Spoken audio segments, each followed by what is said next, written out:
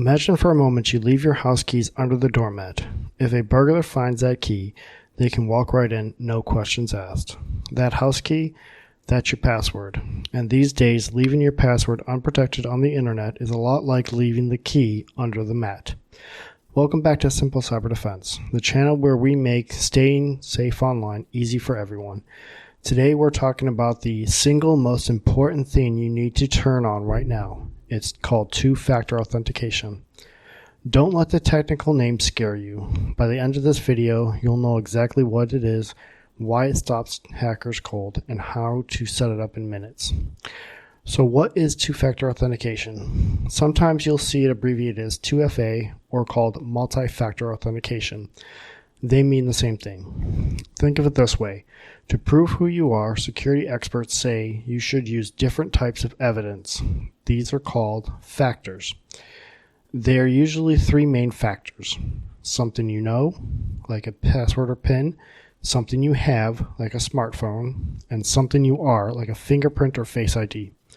Right now, when you log into your email or Facebook, you're usually just entering one factor, the password, something you know. That one-factor authentication. Two-factor authentication just means the website asks for 2 bits of evidence before letting you in. Usually it's a password plus a special code sent to you, like your phone. The best real-world example, the ATM machine. To get cash, you need your debit card, that's something you have, and you need a PIN, something that you know. If you only have the card but not the PIN, you can't get the money. If you know the PIN but don't have the card, you still can't get the money. You'll need both. That's two-factor authentication in action. Why is this extra step so critical? Here's the hard truth. Passwords get stolen all the time. Companies get hacked, data gets leaked, and suddenly your email and password combination is for sale on the dark web. If you only use a password and the hacker buys it, they can log into your bank, your email, and your social media as if they were you. But if you have two factors turned on, the hackers enter your password and the website says, "Great password. Now what's the secret code we just sent to the owner's phone?" The hacker doesn't have your phone. They are stuck outside. Even though they stole your password, they cannot get into your account. It turns your account from a house with a simple lock into Fort Knox. Okay, so how do you get the second factor? There are a few common ways ranging from good to best. The first and easiest one is SMS text messages. You can enter your password and then a website sends a 6-digit code to your phone. You type in the code in and you're done. Is it perfect? No. Sophisticated hackers can sometimes intercept these text messages. Is it better than nothing? Absolutely. If this is the only option offered, take it. Second, a highly recommended one is Authenticator apps.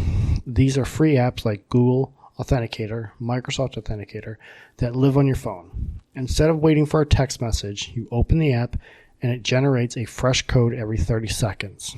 It's more secure than texting because the code doesn't travel through the phone network, and it works even if you don't have cell service.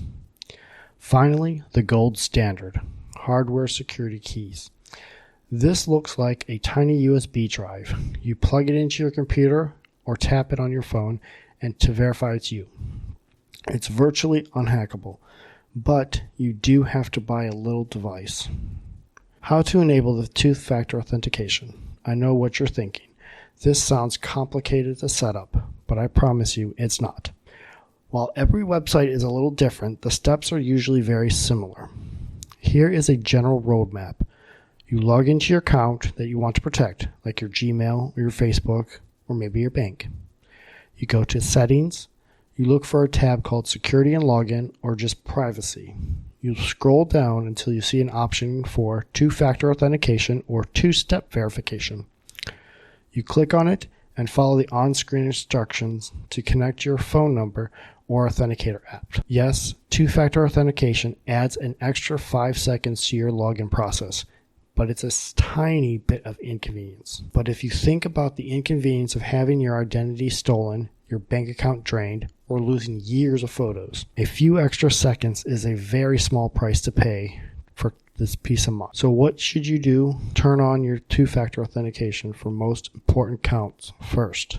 Usually your primary email address. Once your email is secured, everything else is safe. And then you can go on to other accounts one by one until you have secured all of your important accounts. So if you found this simple explanation very helpful, please give the video a thumbs up so other people can find it.